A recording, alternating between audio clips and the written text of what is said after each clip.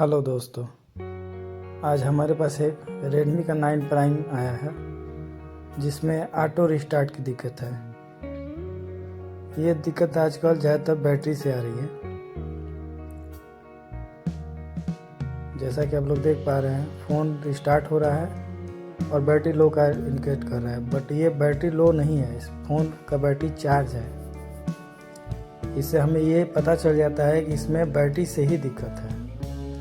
Phone को open कर लेते हैं और बैटरी को खोल करके इसमें एक रेजिस्टेंस होता है, उसको निकाल के साइड, जैसे फ़ोटो में देख रहे हैं आप, इसको निकाल के और इसको शॉर्ट कर देते हैं। शॉर्ट करने के बाद बैटरी ला के ऑन करते हैं। देखिए सेट ऑन हो चुका है और बराबर काम कर रहा है।